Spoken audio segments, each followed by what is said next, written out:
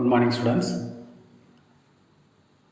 UNIT-2 Optics அதோட part 3 பார்க்க போகிறோம். நம்ம part 2ல வந்து what is refraction, what are the laws of refraction, அப்புறம் second law of refraction தான் நம்ம Snell's law அப்படின்னு சொல்கிறோம். அதுக்கப்புறம் what is the relation between refractive index, wavelength and velocity of light, இது மூணையும் டிஸ்கஸ் பண்ணியிருக்கோம். அதோட கண்டினியூஷன் அடுத்தது பார்க்க போகிறோம் நம்ம. So UNIT-2 Optics, this is part 3. SSLC Science English Medium வேணுங்கிறவங்க 10th Science em.blogspot.com அப்படிங்கிறதுக்கு போகலாம். தென் தமிழ் மீடியம் வேணுங்கிறவங்க 10th Science tm.blogspot.com இதுக்கு போய் மெட்டீரியல்ஸ் இருக்கிறத பயன்படுத்திக்கலாம்.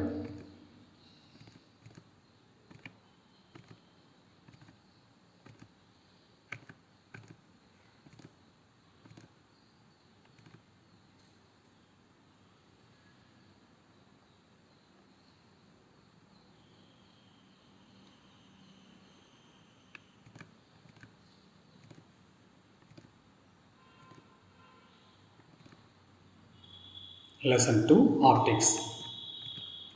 ஸோ ஸ்கேட்டரிங் ஆஃப் லைட் அப்படிங்கிறத பற்றி பார்க்க போகிறோம். ஏற்கனவே ரிஃப்ராக்ஷன் அப்படிங்கிறத பார்த்துட்டோம். இப்போ ஸ்கேட்டரிங் அப்படிங்கிறத பார்க்க போகிறோம்.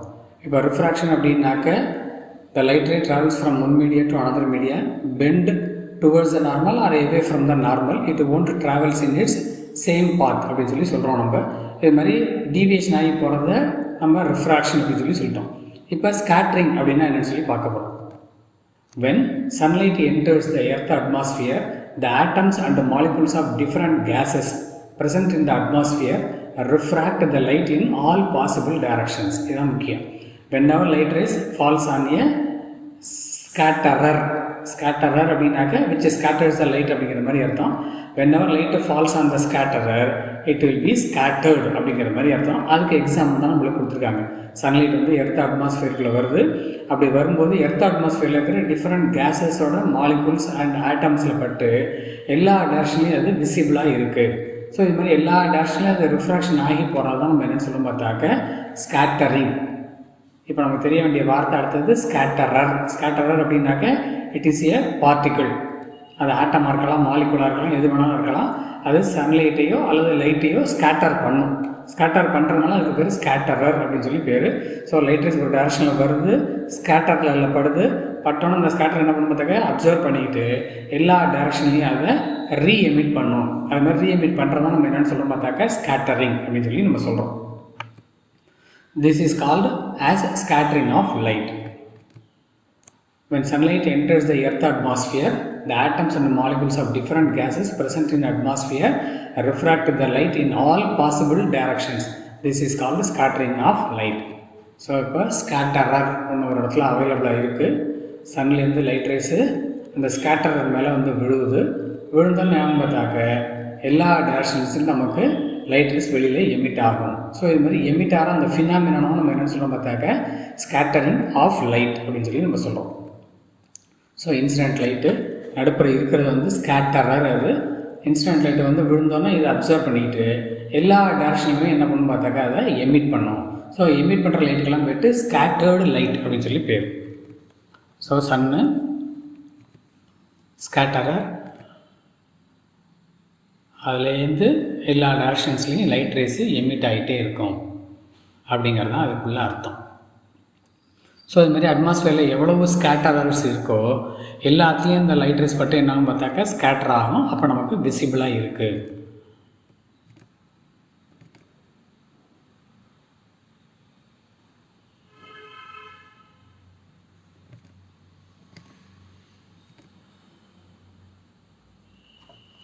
ஸோ இது மாதிரி ஒவ்வொரு ஸ்கேட்டரும் என்ன பண்ணணும்னு பார்த்தாக்க அது மேலே விடுற லைட்டை எல்லா டேரக்ஷன்ஸ்லேயும் ரிஃப்ராக்ஷன் பண்ணி விடும். ஸோ அது மாதிரி விடுறதான் நம்ம என்னென்னு சொல்கிறோம் ஸ்கேட்டரிங் ஆஃப் லைட் அப்படின்னு சொல்லி சொல்கிறோம். தென் இதில் டைப்ஸ் ஆஃப் ஸ்கேட்டரிங் அடுத்தாப்பில் பார்க்க போகிறோம். எலாஸ்டிக் அண்ட் இன்எலாஸ்டிக் ஸ்கேட்டரிங் அப்படின்னு சொல்லி 2 type. If the energy of the incident beam of light and the scattered beam of light are same, then it is called elastic scattering. ஸோ நம்ம பார்த்துருக்கோம் சன்லேருந்து வர light ரேஸோட எனர்ஜியும் ஸ்கேட்டரில் பட்டு வெளியில் வர லைட் ரேஸோட ஆர் ஸ்கேட்டர்டு லைட்டோட எனர்ஜியும் சேமாக இருந்துச்சு அப்படின்னாக்க அதுக்கு பேர் எலாஸ்டிக் ஸ்கேட்டரிங் அப்படின்னு சொல்லி பேர். What is mean by inelastic scattering அப்படின்னாக்க if the energy of the incident beam of the light and the scattered beam of light are not same. சன்லைட்லேருந்து வர்ற லைட்டோட எனர்ஜியும் ஸ்கேட்டர்லேருந்து வெளியில் வர்ற ஸ்கேட்டர்டு லைட்டோட எனர்ஜியும் சேமாக இல்லை அப்படின்னாக்க then it is called as inelastic scattering. அதுக்கு பேர் inelastic scattering. Incident light scattered light energy same அப்படின்னாக்க எலாஸ்டிக் ஸ்கேட்டரிங். அதே மாதிரி இன்சிடென்ட் லைட்டோட எனர்ஜி ஸ்கேட்டர்டு லைட்டோட energy they are not same அப்படின்னாக்கா அது இன்எலாஸ்டிக் ஸ்கேட்டரிங் அப்படிங்கிற மாதிரி அர்த்தம். The nature and size of the scatterer results in different types of scattering. They are Rayleigh scattering. வார்த்தை பார்த்துக்க, Rayleigh scattering. Second one is me scattering. Third, Tyndall scattering. Fourth one is Raman scattering. So இது மாதிரி 4 type of scattering நமக்கு deal பண்ணியிருக்காங்க. First Rayleigh scattering. Rayleigh scattering law states that the amount of scattering of light is inversely proportional to 4th power of its wavelength. திருப்பி ஒரு 4-5 முறை இந்த வரியை படித்து பார்த்துக்கணும். The amount of scattering of light is inversely proportional to 4th power of its wavelength. First 4th power of its wavelength அப்படின்னாக்க lambda power 4னு அர்த்தம். lambda power 4னு அர்த்தம். இன்வெர்ஸ்லி ப்ரொபோர்ஷனல் போட்டிருக்கறனால 1 lambda power 4னு அர்த்தம். அமௌண்ட் ஆஃப் ஸ்கேட்டரிங்கை எஸ்ன்னு வச்சுக்கிறோம். So amount of scattering is inversely proportional to 4th power of its wavelength. So S proportional to 1 lambda power 4 அப்படின்னு சொல்லி ஃபார்முலா இருக்குது. The shorter wavelength colors are scattered much more than the longer wavelength colors. இது scattering of லைட்டுக்கும் வேவ்லென்த்துக்கும் உள்ள relation. Shorter வேவ்லென்த்தாக இருந்தாக்க it scatters more. Longer வேவ்லென்த்தாக இருந்ததுனாக்க அது லெஸ்ஸாக தான் ஸ்கேட்டர் ஆகும். இப்போ நமக்கு வெப்கியர்னு சொல்லி ஸ்பெக்ட்ரத்தில் பார்த்துருக்கோம். அந்த வெப்கியரில் வயலட் லைட்டு தான் என்னென்னு பார்த்தோம்னாக்கா shorter wavelength. So shorter wavelength violet scatters more அப்படிங்கிற மாதிரி அர்த்தம். லாங்கர் வேவ் லென்த் ரெட்டு வந்து ஸ்கேட்டர்ஸ் லெஸ் அப்படிங்கிற மாதிரி அர்த்தம். ஸோ இதோட அவுட்கம் அடுத்தப்போ நம்ம ஒரு கொஸ்டினுக்கு ஆன்சராக பார்க்க போகிறோம். ஸோ திருப்பி ரீகால் பண்ணிக்க. The amount of scattering of light is inversely proportional to 4th power of its wavelength. Formula வந்து is proportional to 1 lambda power 4. Shorter wavelength இருக்கிறது வயலட்டு, லாங்கர் வேவ் லென்த் இருக்கிறது red. இது ஞாபகம் வச்சுக்கோ. So இதை வச்சு நமக்கு Y sky appears blue அப்படிங்கிறதுக்கு உள்ள ஒரு ஆன்சர் நமக்கு வருது. when sunlight passes through the atmosphere the blue color shorter wavelength is scattered to greater extent than the red color longer wavelength. This scattering causes the sky to appear blue in color. So noon அப்படின்னு பார்த்தோம்னாக்க sunlight வந்து lesser distance தான் travel பண்ணுது. அப்போ blue colour தான் நிறைய scatter ஆகுது. அது மட்டும்தான் அந்த அப்சர்வர்கிட்ட வரும். ரெட் லைட்டாக சீக்கிரமாக வருமா அப்படின்னாக்கா வராது.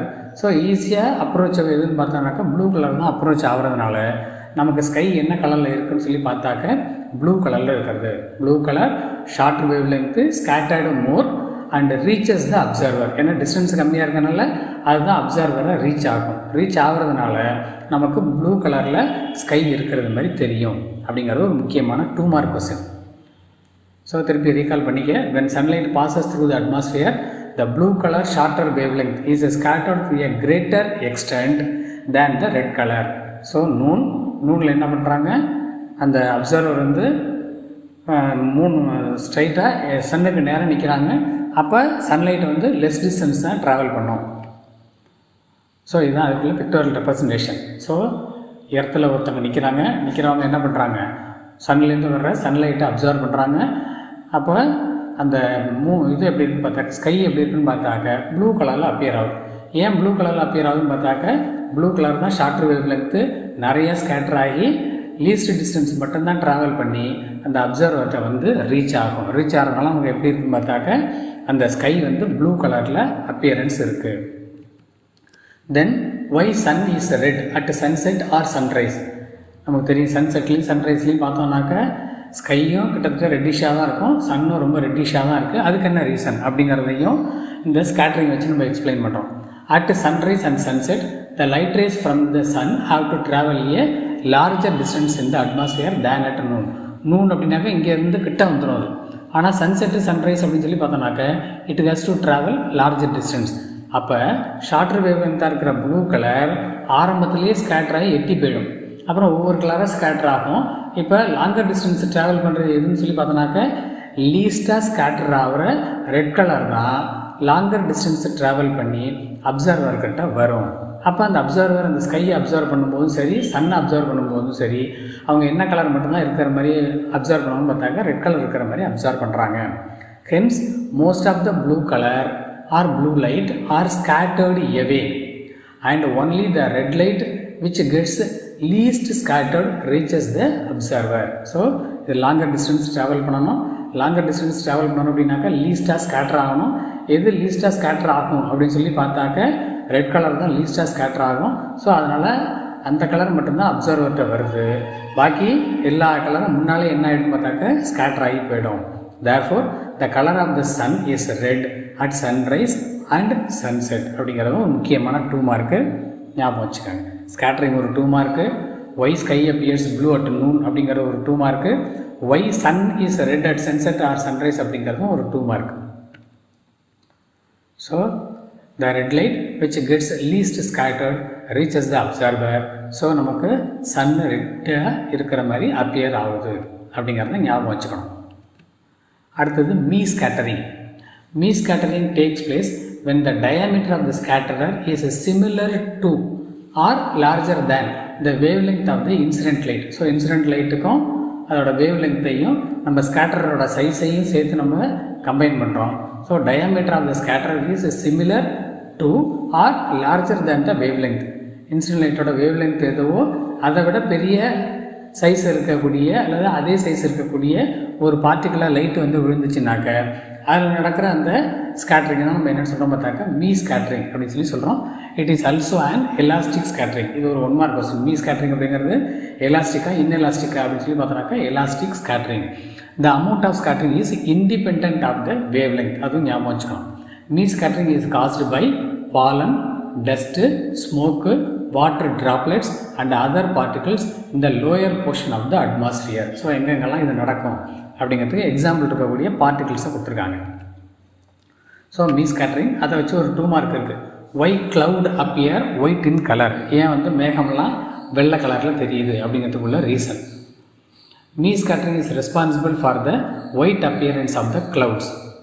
When white light falls on the water drop all the colors are equally scattered which together form the white light. நம்ம ஏற்கனவே டிஸ்போஷன் ஸ்பெக்ட்ரம் அது நடத்தும்போது சொல்லியிருக்கோம். ஒயிட் லைட் அப்படிங்கிறது காம்போசிட் கலர் அப்படிங்கிற மாதிரி அர்த்தம். ஸ்பெக்ட்ரம் அப்படிங்கிற 7 கலரும் அதுக்குள்ளே இருக்கும். ஸோ ஒயிட் லைட்லேருந்து 7 கலரை பிரிக்கலாம். திருப்பி 7 கலரை கம்பைன் பண்ணோம் அப்படின்னாக்கா ஒயிட் கலராக வரும்னு சொல்லியிருக்கோம். ஸோ இப்போ அதை வந்து இங்கே நம்ம இம்ப்ளிமெண்ட் பண்ணி பார்க்கும்போது ஒயிட் லைட் வந்து அந்த க்ளவுடில் இருக்கிற ட்ராப்லெட்ஸில் போய் விழுவுது. அப்போ விடுற ஒயிட் லைட்டு எல்லா கலர்லையும் ஈக்குவலாகவே ஸ்கேட்டர் ஆகும்போது எல்லா கலரும் என்ன ஆகும், ஒன்றா மெர்ஜ் ஆகி ஒயிட் கலரில் தான் நமக்கு தெரியும். தனித்தனி கலராக தெரியுமா அப்படின்னாக்கா தெரியாது. ஸோ எல்லா கலரும் ஒன்றா கம்பைன் ஆனிச்சு அப்படின்னாக்க அது நமக்கு ஒயிட் அப்படிங்கிற மாதிரி அர்த்தம். ஸோ இந்த க்ளவுட் என்ன கலரில் இருக்குதுன்னு பார்த்தாக்க ஒயிட் கலரில் இருக்குது. திருப்பி இந்த 2வது ஸ்டேட்மெண்ட்டை படித்து பார்த்துக்கோங்க. When white light falls on the water drop all the colours are equally scattered which together form the white light. So sun இது வந்து க்ளவுடில் வாட்டர் ட்ராப்லெட்ஸ் இருக்கும். சன்லைட் வந்து அந்த வாட்டர் ட்ராப்லெட்ஸில் விழுந்தோன்னே என்னன்னு பார்த்தாக்கா எல்லா டேரக்ஷன்லையும் ஈக்குவலாக அது டிரான்ஸ்மிட் ஆகுது, ஸ்கேட்டர் ஆகுது. அப்படி ஸ்கேட்டர் ஆகிடுச்சு அப்படின்னாக்க எல்லா கலர்ஸும் ஒன்றா கம்பைன்ட் ஆகி ஒயிட் கலரில் தான் தெரியும். So cloud appears white in nature அப்படிங்கிறதுக்குள்ள ஒரு 2 மார்க் கொஸ்டின் இருக்குது. Next one Tyndall scattering. இது நமக்கு ஈஸியாக தெரியும். நம்ம வீட்டிலலாம் ஜன்னல் வழியாக பார்த்தோம் அப்படின்னாக்க இது மாதிரி சன்லைட் உள்ளே வர்றது தெரியும். நார்மல் டைமிங்கில் பார்த்தோம் அப்படின்னாக்க வீட்டுக்குள்ளே இருக்கிற டஸ்ட் பார்ட்டிகல்ஸ் நமக்கு தெரியாது. ஆனால் சன்லைட் அந்த ஜன்னல் வழியாவோ அல்லது ஏதாச்சும் ஒரு ஹோல்ஸ் வழியாவோ உள்ளே வரும்போது பார்த்தோம்னாக்க அது வர்ற பாத்தில் பார்த்தோம்னாக்க நிறைய டஸ்ட் பார்ட்டிகல்ஸை பார்க்கலாம். இது நம்ம நேச்சராக பார்க்குறது. அதே மாதிரி காட்டில் நம்ம சன்லைட்டெல்லாம் உள்ளே வர்றதெல்லாம் பிக்சர்லலாம் பார்த்துருக்கோம் நம்ம. அதுவும் எதுக்கு எக்ஸாம்பிள் அப்படின்னு சொல்லி பார்த்தோம்னாக்க இந்த டிண்டல் ஸ்கேட்டரிங் அப்படிங்கிறதுக்கு example. The scattering of light rays by colloidal particles. அந்த வார்த்தை ரொம்ப முக்கியம். பை த கொலாய்டல் பார்ட்டிகல்ஸ் இந்த colloidal solution is called Tyndall scattering or Tyndall effect. இதில் கொலாய்டல் பார்ட்டிகளுக்கு கொலாய்டு அப்படின்னு சொல்லி கொடுத்துருக்காங்க. Colloid is a microscopically small substance that is equally dispersed throughout another material. Example, milk, ice cream, muddy water, smoke, இதெல்லாம் example. So இப்போ colloidal பார்ட்டிகிள்ஸில் light rays வந்து விழுந்துச்சுனாக்க அந்த லைட் ரேட பாத்து வந்து விசிபிளாக இருக்கும். The path of the light ray is visible. இப்போ ரைட் சைடு இருக்கக்கூடிய டயக்ராமில் இந்த ஜன்னலை நம்ம சாத்திட்டோம் அப்படின்னாக்க உள்ளே இருக்கிற டஸ்ட்டெல்லாம் நமக்கு தெரியுமான்னு தெரியாது. ரூமே வந்து டஸ்ட் இல்லாத மாதிரி தெரியும். இப்போ ஜன்னலை திறந்து விட்டுட்டோம் அப்படின்னாக்க அந்த இடத்துல இருக்கக்கூடிய டஸ்ட்டெல்லாம் நமக்கு ஈஸியாக விசிபிள் ஆகும். ஏன் முன்னால் தெரியல இப்போ தெரியுது அப்படின்னு சொல்லி பார்த்தோம்னாக்க முன்னால் வந்து லைட் ரேஸு அந்த டஸ்ட்டு பார்ட்டிகளில் விழாதனால ஸ்கேட்டரிங் நடக்காதனால நமக்கு டஸ்ட்டு இருக்கிறதே தெரியலை. இப்போ சன்லைட்டை நம்ம உள்ளே பர்மிட் பண்ணோம் அப்படின்னாக்க சன்லைட்டு அந்த டஸ்ட்டு பார்ட்டிகள் மேலே விழுவுது. அது அந்த லைட்டை எல்லா டேரக்ஷன்லையும் ஸ்கேட்டர் பண்ணும்போது அந்த பாத் ஆஃப் த லைட் ரேயே ஈஸியாக நமக்கு விசிபிளாக தெரியும். ஸோ இது மாதிரி தெரிகிற டைப் ஆஃப் ஸ்கேட்டரிங்ஸ் தான் நம்ம என்னென்னு சொல்கிறோம் பார்த்தாக்க டிண்டால் ஸ்கேட்டரிங் அப்படின்னு சொல்லி சொல்கிறோம். இது நம்ம வீட்டில் அப்சர்வ் பண்ணி பார்த்தா தெரியும். Next Raman scattering. Raman scattering is defined as the interaction of light ray with the particles of pure liquids. அதுதான் ரொம்ப ரொம்ப முக்கியம். மேலே இருக்கிறது கொலாய்டல் பார்ட்டிகல்ஸ் டிண்டல் ஸ்கேட்டரிங்க்கு. ராமன் ஸ்கேட்டரிங்க்கு pure liquids or transparent solids which leads to a change in wavelength or frequency. So ஒரு pure லிக்விட்ஸில் ஆர் டிரான்ஸ்பரண்ட் சாலிட்ஸ் வழியாக லைட் ரேஸ் பாஸ் ஆகும்போது அந்த லைட் ரேயோட ஃப்ரீக்வன்சி ஆர் வேவ் லென்த்தில் ஒன்று சேஞ்ச் நடக்கலாம் இல்லாட்டி நடக்காமல் இருக்கலாம். அதை பற்றி டீல் பண்ணுற ஒரு டைப்பு தான் ராமன் ஸ்கேட்டரிங் அப்படின்னு சொல்லி சொல்கிறது. ஸோ இன்சிடென்ட் லைட்டு அந்த லிக்விடில் பியூர் லிக்விட்ஸில் வந்து விழுந்து வெளியில் வருது. அதுமாதிரி டிரான்ஸ்பரண்ட் சாலிட்டில் பட்டு வெளியில் வருது. அந்த வெளியில் வர்ற லைட் ரேஸை நம்ம அப்சர்வ் பண்ணுறோம். அப்படி அப்சர்வ் பண்ணும்போது அது இன்சிடென்ட் லைட்டுக்கு சேம் வேவ் லென்த் ஆர் ஃப்ரீக்வன்சியோட இருக்கா இல்லை இன்க்ரீஸ் ஆர் டிக்ரீஸோட இருக்கா அப்படிங்கிறத டீல் பண்ணுற ஒரு கான்செப்ட் தான் ராமன் ஸ்கேட்டரிங். ஸோ ஸ்டேட்மெண்ட் மட்டும் the interaction of light ray with the particles of pure liquids or transparent solids which leads to a change in wavelength or frequency. இதுதான் நம்ம ராமன் ஸ்கேட்டரிங் அப்படின்னு சொல்லி டிஃபைன் பண்ணுறோம். when a parallel beam of monochromatic, that is monochromatic, mono அப்படின்னாக்க சிங்கிள்னு அர்த்தம், chrome அப்படின்னாக்க கலர்னு அர்த்தம், சிங்கிள் கலர் அப்படின்னு அர்த்தம், light passes through a gas or liquid or transparent solid, a part of light rays are scattered. The scattered light contains some additional frequencies or wavelength other than that of incident frequency or wavelength. This is known as Raman scattering or Raman effect. So ஒரு light ரே ஒரு பார்ட்டிகிளில் வந்து விழுவுது. அதோட அவுட்கமிங் light ரேஸை நம்ம observe பண்ணுறோம். Observe பண்ணும்போது same frequency same wave லென்த்தோடு இருக்கிற light ரேஸும் இருக்கும், R increase R டிக்ரீஸோடு இருக்கிற வேவ் லென்த் இருக்கிற லைட் ரேஸும் இருக்கும். அதை பற்றி படிக்கிறது தான் நமக்கு ராமன் ஸ்கேட்டரிங் அப்படின்னு சொல்லி சொல்கிறோம். நம்ம the spectral lines having frequency equal to the incident ray frequency is called Rayleigh line. So incident rayயோட ஃப்ரீக்வன்சியும் அவுட்கமிங் லைட் ரேஸோட ஃப்ரீக்வன்சி சேமாக இருந்ததுன்னா அதுக்கு பேர் Rayleigh line அப்படின்னு சொல்லி பேர். The spectral lines which are having frequencies other than the incident ray frequency are called Raman lines. So ஏற்கனவே சேமாக இருந்துச்சு அப்படின்னாக்கா Rayleigh line, சேமாக இல்லாமல் ஃப்ரீக்வன்சி அதிகமாகவோ அல்லது கூடவோ குறைச்சாவோ இருந்துச்சு அப்படின்னாக்கா அதுக்கு பேர் ராமன் லைன்ஸ் அப்படின்னு சொல்லி பேர். The lines having frequencies lower than the incident frequency. So incident ஃப்ரீக்வன்சியை விட அவுட்கமிங் லைட் ரேஸோட ஃப்ரீக்வன்சி கம்மியாக இருந்துச்சு அப்படின்னாக்க அது ஸ்டோக்ஸ் லைன்ஸ் அப்படின்னு சொல்லி சொல்கிறோம். Stokes lines. And the lines having frequencies higher than the incident frequency are called anti-Stokes lines. So incident லைட்டை விட ஃப்ரீக்வன்சி கூட இருக்கிற லைன் வெளியில் வந்தது அப்படின்னாக்க அதுக்கு பேர் ஆன்டி-ஸ்டோக்ஸ் லைன்ஸ் அப்படின்னு சொல்லி பேர். ஸோ இது what are Stokes and anti Stokes lines அப்படிங்கிறதுக்குள்ள டெஃபினேஷன் 1 மார்க்லையும் கேட்கலாம், 2 மார்க்லையும் கேட்கலாம், ஞாபகம் வச்சுக்கோ.